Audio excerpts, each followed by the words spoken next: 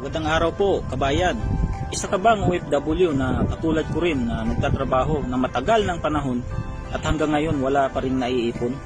Kabayan, ako nga pala si Nathan Comedya, isa din po akong OFW na kagaya mo at hanggang ngayon po, katulad po ng karamihan, puro resibo lang po ang aking naiipon.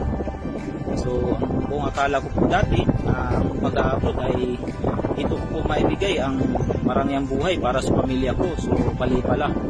So, sobrang hirap pala ng pagiging OFW. At reality po sa ating mga OFW na napakahirap po talaga mag-ipon.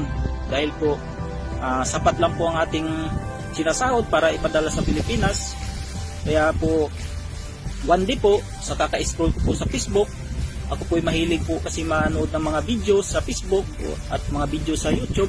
So kaka-scroll po sa Facebook, mayroon po akong napakagandang opportunity na nakita ko at sinasabi na kumikita sa pamamagitan lamang ng cellphone.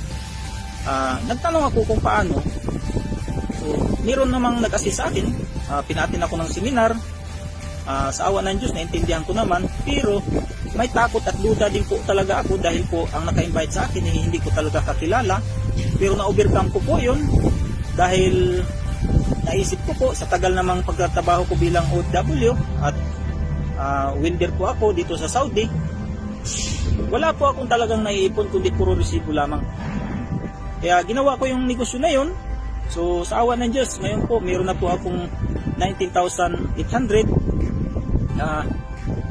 Kung ikaw po kabayan na nanonood ng video na ito, kung may cellphone ka, may cellphone din po ako.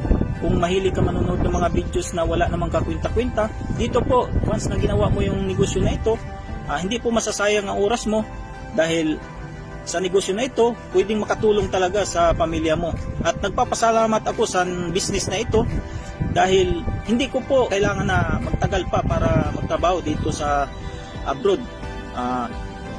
Once na makauwi po ako sa Pilipinas at gagawin ko na lang po na itong negosyo na to, na naisip ko lang po na gawin ng negosyo na ito sa Pilipinas at kasama ko pa ang pamilya ko. At dahil po sa pag-a-abroad, pag once na tumanda tayo, hindi na natin ma-enjoy ang buhay.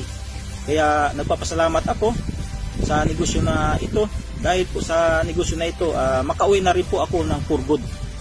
At ikaw kabayan, kung gusto mong malaman paano namin ginagawa ang business na ito, mag-comment ko lang po ng how sa baba ng video na ito or send message.